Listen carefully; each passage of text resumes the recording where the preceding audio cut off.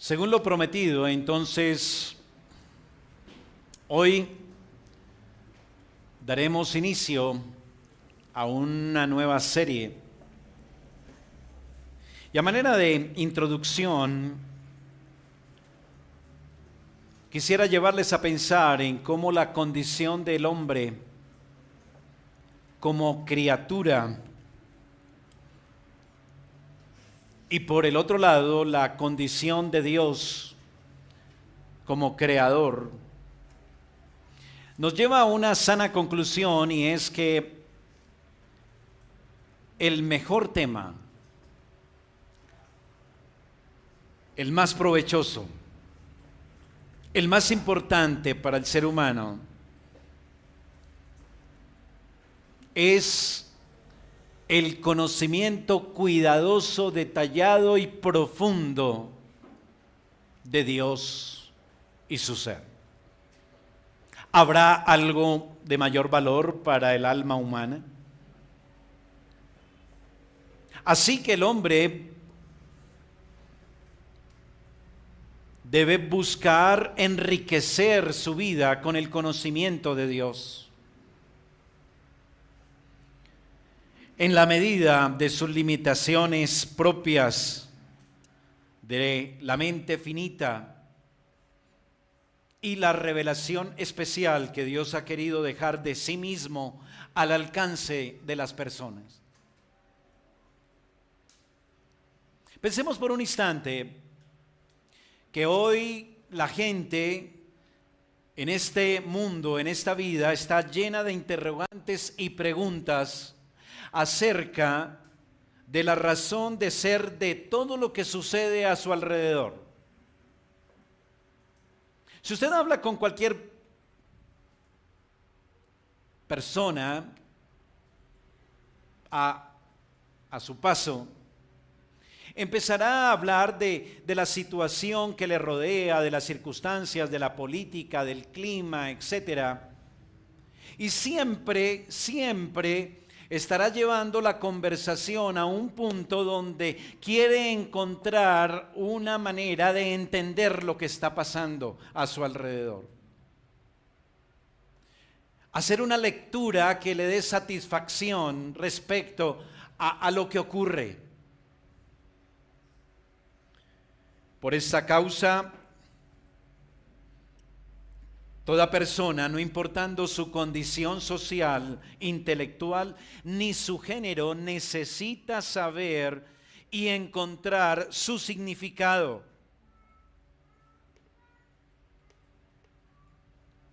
Muchas personas permanecen como seres insignificantes al no hallar la respuesta correcta a sus interrogantes. Ahora bien, muchos ni siquiera buscan el significado de su existencia, la respuesta al propósito, al fin último de por qué vivimos. Otros no saben dónde buscarlo, pues acuden a fuentes equivocadas. Pero el conocimiento del Dios único y verdadero proporcionará una gran cantidad de elementos para saber interpretar gran parte de lo que somos y el mundo en que vivimos y la manera como se expresa la vida y destino, así como la disposición de todos los acontecimientos. El conocimiento de Dios devela lo que muchas veces aparece a nuestra vista y razón como algo desconocido y misterioso. La persona que no conoce a Dios bien solamente se enfrenta a un mundo de misterios y de cosas sin significado o sin definición o sin manera de interpretarlas. Pero eso es por causa del pecado. Y el hombre no puede quedar sumido en esa condición. No puede ni debe ignorar los peligros innumerables a los que se expone cuando ignora o tiene un conocimiento demasiado superficial y liviano de Dios mismo y su ser.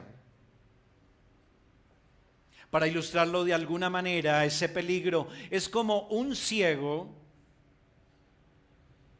que desdichadamente avanza por un campo minado. Irremediablemente sabemos cuál es su fin. Solo tiene una alternativa, solo tiene algo asegurado ese ciego, y es su autodestrucción.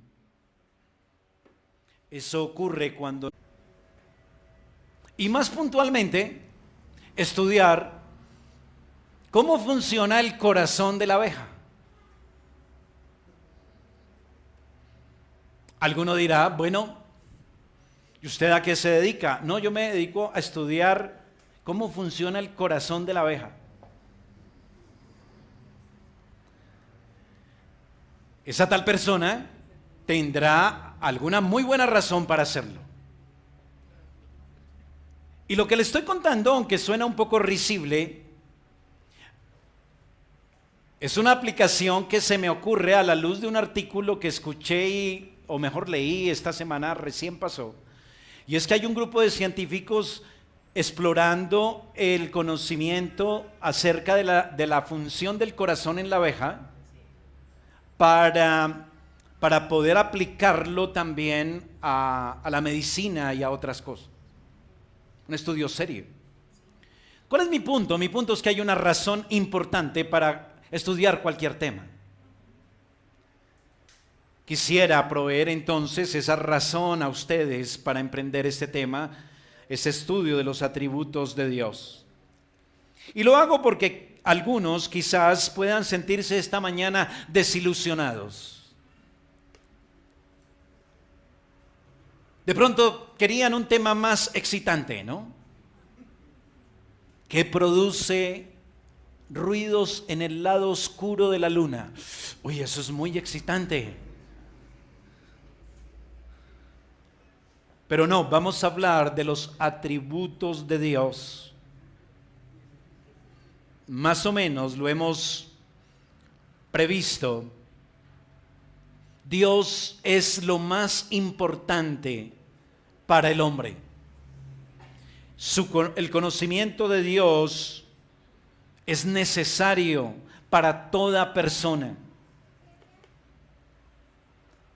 La vida del ser humano, nuestra vida, hermanos, su vida, querido amigo, debe vivirse a la luz del conocimiento de Dios. De lo contrario, permítame decirle que no vale la pena que usted y yo sigamos respirando. La vida debe vivirse a la luz del conocimiento profundo de nuestro Creador y Señor.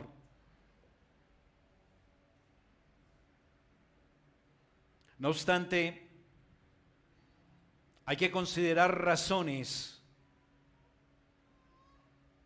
y esas razones vale la pena tenerlas en cuenta, pues nos vamos a aventurar, como lo hemos dicho, a un recorrido por los más insondables senderos del ser de Dios. Para nosotros el tránsito por tales caminos nos llevará a contemplar algunos paisajes nunca vistos. Permítame decirle eso. Nuestro recorrido por ese territorio muy seguramente lo va a llevar a usted a conocer paisajes nunca vistos. Usted quizás un día, una mañana de estas dominicales, va a decir, oiga, ¿verdad Dios es así? Yo ni me lo imaginaba que Dios fuera así. Va a ser algo totalmente novedoso, extraño a nuestros ojos. Y lo curioso es que pareciera impensable que para la iglesia del pasado esas figuras eran tan familiares que hasta un niño podía recitar de memoria el listado de los atributos de Dios.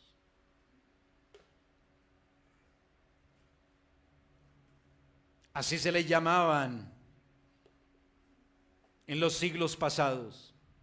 El infante que asistía al segundo piso, a la escuela dominical, ese infante se le enseñaban los atributos de Dios de acuerdo con el Catecismo Menor de Westminster,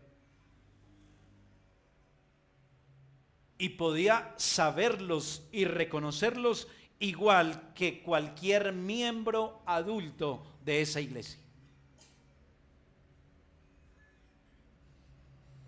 Si yo pasara una hojita y le dijera, por favor, coloque su nombre y escriba todos los atributos de Dios, nos llevaríamos sorpresas. En el catecismo, en la pregunta 4, dice, hablo del catecismo de Westminster, dice, ¿qué clase de ser es Dios? Y la respuesta que aprendían los niños es la siguiente: Dios es espíritu infinito, eterno e inmutable en su ser, sabiduría, poder, santidad, justicia, bondad y verdad.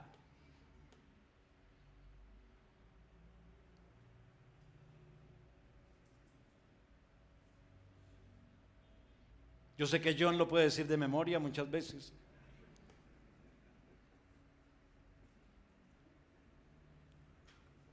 Pocos son los niños hoy día capaces de recitar estas cosas. Más triste aún que los miembros adultos de las iglesias modernas ni siquiera hayan dado un vistazo a los credos y símbolos de nuestra fe reformada para conocer más, familiarizarse más en estos temas. Por eso la iglesia en la actualidad en general está perdiéndose del conocimiento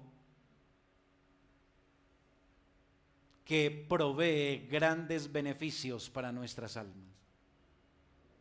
Veamos entonces la primera justificación de nuestro estudio.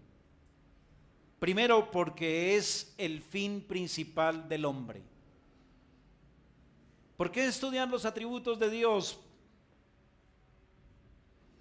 Entonces usted se encuentra con un vecino, con un compañero de trabajo, con un compañero de universidad, tal, y le dice, oiga, ¿y usted en su iglesia qué hace? Entonces usted saca pecho y dice, estoy estudiando los atributos del ser de Dios. ¿Y ustedes para qué estudian eso? Va a decir el otro, ¿no? Entonces usted ya sabe, dice, ¿por qué? ¿Qué escribió ahí? Muy bien, porque es el fin principal del hombre. Volviendo a nuestros símbolos y credos, en el Catecismo Bautista, cuando se pregunta cuál es el fin principal del hombre, la respuesta, esa sí sé que la saben muchos aquí, es que el fin principal del hombre es glorificar a Dios y gozar de Él por siempre. ¿Estamos de acuerdo? Glorificar a Dios y gozar de Él por siempre. Ese es el fin principal del hombre en esencia, resumido. Ahora bien, en ese orden de ideas, consideremos cada aspecto de manera aislada en relación con el conocimiento de los atributos de Dios. Entonces hablemos de glorificar a Dios por siempre, que es la primera parte de esa respuesta del fin principal del hombre. Y vamos a unos textos bíblicos, por favor. Vamos a la escritura, Primera de Pedro, capítulo 4, versículo 11. Primera de Pedro, capítulo 4, versículo 11, y le ruego al hermano Hugo que lo tenga listo.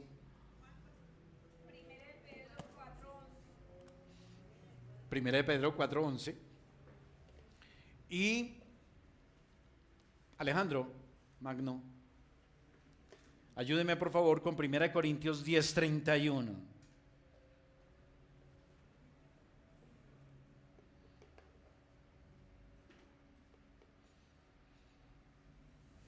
¿Cómo dice, hermano Hugo, en voz alta, por favor? Si alguno habla, habla conforme a las palabras de Dios. Si alguno ministra, ministre conforme al poder que Dios da, para que en todo sea Dios glorificado por Jesucristo, a quien pertenece la gloria y el imperio por los siglos de los siglos. Amén. La última parte dice, para que en todo sea Dios glorificado. Cuando abrimos la palabra del Señor de pasta a pasta, vamos a encontrar este concepto en todas partes, dicho de diferentes maneras, así como lo tenemos por ejemplo aquí, porque de Él, por Él y para Él son todas las cosas, a Él sea la gloria por los siglos de los siglos. Para que Dios sea glorificado en todo, acabamos de escuchar, conforme a lo que dice Primera de Pedro. Primera de Corintios 10, 31, hermano Alejandro. Si pues coméis o bebéis o hacéis otra cosa, hacedlo todo para la gloria de Dios. Muy bien. Sea lo que sea, hasta comer o beber, cualquier cosa que el hombre haga, respirar, ¿qué debe hacer? Hacerlo siempre glorificando a Dios, para la gloria de Dios, expresando la gloria de Dios. Ahora bien, glorificar a Dios abarca diversidad de aspectos que pudieran encerrarse, como lo han hecho algunos teólogos del pasado, en 4 grandes áreas: el aprecio, la adoración, el afecto y la sujeción. El aprecio, la adoración, el afecto y la sujeción. Digamos que estas 4 cosas encierran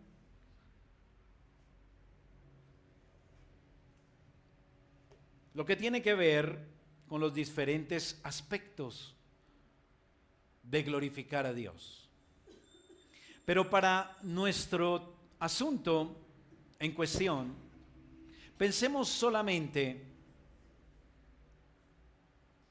en el aprecio y el afecto, ya que se relacionan de manera especial con nuestro propósito de sustentar nuestro estudio de los atributos de Dios.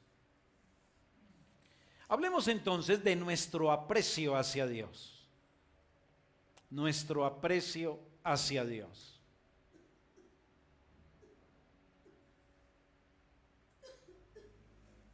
Nuestro aprecio hacia Dios hace parte de glorificar a Dios. ¿Qué le suena o qué le llega a usted a la mente, hermano, amigo, cuando hablamos de nuestro aprecio hacia Dios? Glinis, ¿qué se le viene a la mente?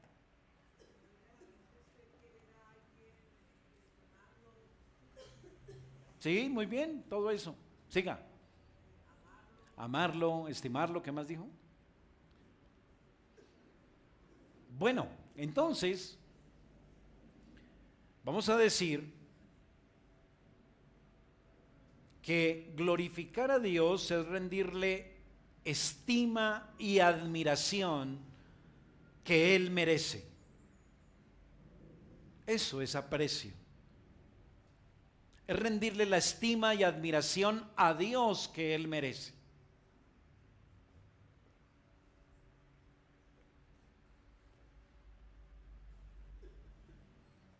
Permítame remarcar y subrayar en su mente y en sus apuntes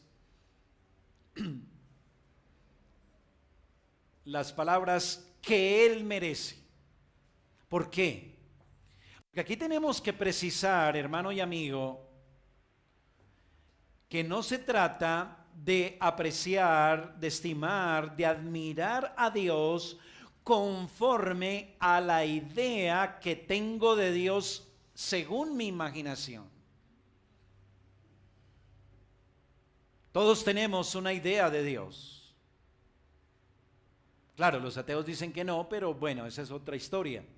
Pero en la mayoría de las personas, de unas y de otras, dicen creer en Dios, tienen una idea de Dios. Y estamos hablando de estima y admiración conforme a lo que Dios es verdaderamente, no conforme al Dios de la imaginación de los hombres. Por eso es importante. Mire que empezamos a captar la razón de nuestro estudio. Si glorificar a Dios tiene que ver con estimarlo y admirarlo en la realidad de lo que Él es, pues yo tengo que conocer a fondo quién es verdaderamente Dios para poder estimarlo y admirarlo de la manera correcta. ¿Me comunico?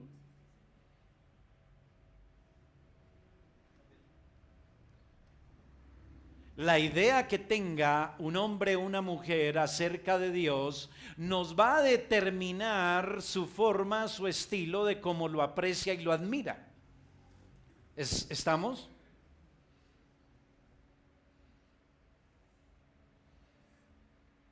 Nuestro conocimiento es determinante para rendirle a Dios la estima y la admiración que Él merece.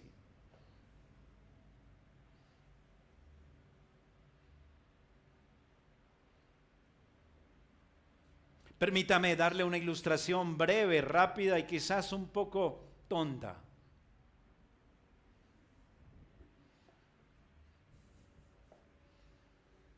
Tomemos a dos clases de hijos de diferentes parejas. Uno tiene un padre alcahueta, liviano y pusilánime. La otra familia tiene un padre responsable, serio, íntegro. Pensemos por un momento, ¿cuál hijo le rinde mejor y mayor admiración a cuál padre? El del segundo, de la segunda figura en el ejemplo. ¿Estamos de acuerdo? ¿Cuál es mi punto? Si yo tengo una idea de Dios muy liviana,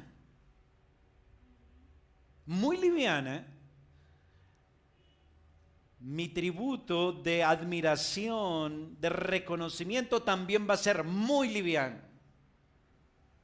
Por eso quizás usted, hermano, hermana, y yo podemos fracasar en muchas cosas porque usted se ha conformado con una idea liviana de Dios.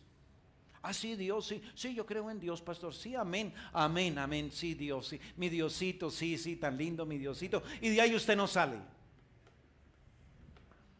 Ese Dios es de bolsillo.